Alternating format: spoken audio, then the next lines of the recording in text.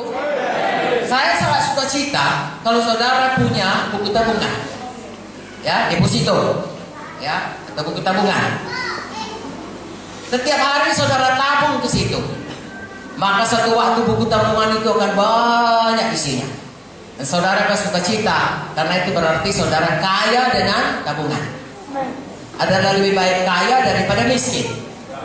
Tetapi ada satu lagi kaya yang kekal selamanya, yaitu kalau saudara menabung, mengirim hidup saudara, harta saudara, pelayanan saudara, hati saudara, kasih saudara, ya, harapan saudara, semua untuk kerajaan sorga.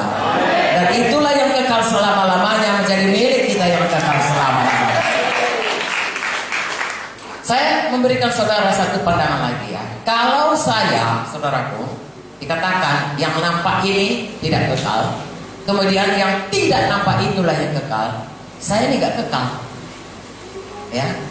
Begitu saya mati, saya akan terurai kembali menjadi tanah. Saudara tidak lihat lagi saya tidak kekal. Semua kita tidak kekal. Yang nampak ini, yang kekal roh kita, jiwa kita. Amin. Nanti kalau diberikan Tuhan tubuh yang baru, tubuh yang mulia, kembali lagi kita punya roh, tubuh dan jiwa. Tapi sementara itu bagi tubuh sekarang kita yang nampak ini gak kekal, ya, karena kita sayang saudaraku. Lalu ada saudara kita yang meninggal, kekasih kita yang meninggal, kita bersedih hati. Tapi sebenarnya, ya, semua kita yang meninggal dalam Tuhan, saudaraku, semua naik pangkat, dapat promosi. Ya jelas Tuhan bilang lebih enak, lebih bagus ke surga daripada di bumi ini. Kalau kita lihat dari mata kekekalan, kita akan lihat sebenarnya orang-orang yang kita kasih itu semua naik pangkat. Ya, dia mendapatkan upahnya menyertai dia. Berbahagialah orang mati dalam Tuhan. Paulus berkata, hidup ini bagiku, mati bagiku keuntungan. Ya, kalau hidup adalah untuk bekerja. Haleluya. Jadi saudaraku, kembali lagi, sebenarnya saya dan saudara harus memandang hidup kita itu dari mata kekekalan. Sebab apa yang kita lakukan di dunia dalam kurun waktu umur 70, 80 tahun, katakanlah 120 tahun, itulah yang akan menentukan nanti bagaimana kita hidup dalam kekekalan. Saudara tahu dalam Matius 12, apa yang kita katakan harus kita pertanggungjawabkan. Haleluya. Juga dikatakan saudaraku dalam buku 2 Korintus 5 ayat 10, apa yang kita lakukan harus kita tanggung jawabi. Dan jauh lebih dari itu, Tuhan melihat jauh ke dalam hati. Jadi saudaraku, kita ini selama hidup, hati kita, perkataan kita, perbuatan kita harus kita sungguh-sungguh terhadap Tuhan, supaya seperti Daud, Tuhan menemukan kita ini orang yang berkenan kepadanya, karena selalu melakukan kehendaknya. Pada ayat yang lain dikatakan Daud mengerjakan apa yang harus dikerjakannya pada generasinya. Kiranya kita menjadi seperti itu.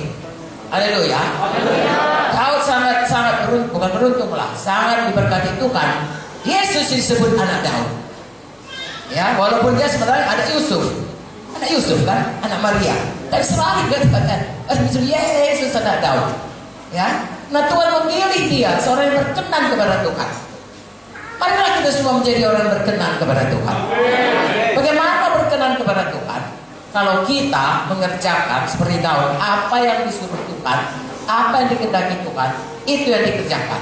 Sekarang saya tanya, saya menanya bertahap. Apa sih sebenarnya yang disuruh Tuhan kita hidup ini? Saya setuju kalau dikatakan diberkati supaya nama Tuhan dipermuliakan. Itu salah satu.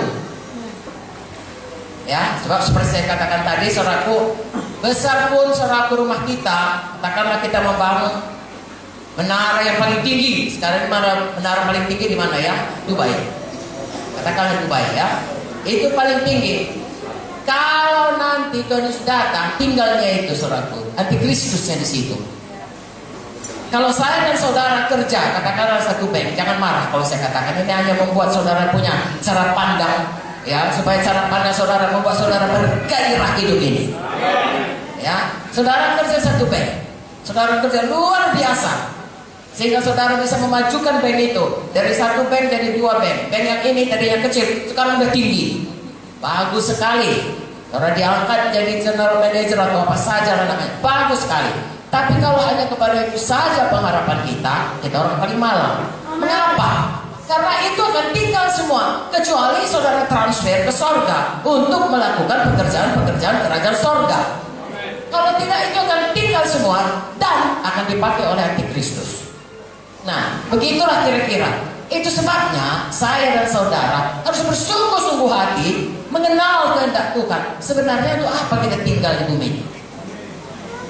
Kalau pikir-pikir saudaraku, kalau memang hanya untuk diberkati, kalau memang hanya untuk ini, untuk apa toh diberkati pun nanti tinggal juga semua.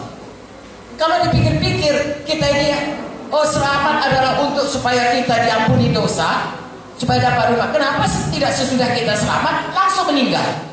Kenapa malah yang sakit disembuhkannya, yang harusnya mati dihidupkannya, yang terikat dibebaskannya? Karena ada maksud Tuhan dalam hidup kita masing-masing. Dan maksud Tuhan itu adalah rencana untuk kekekalan. Makanya dikatakan Tuhan, cari dahulu kerajaan Allah dan kebenarannya. Makanya dikatakan Tuhan, pikirkan perkara-perkara yang di atas. Haleluya. Makanya dikatakan Tuhan, kasihilah Tuhan Allahmu dengan segenap hati, segenap jiwa, segenap akal budi, segenap kuatmu. Ada rencana Tuhan kepada kita.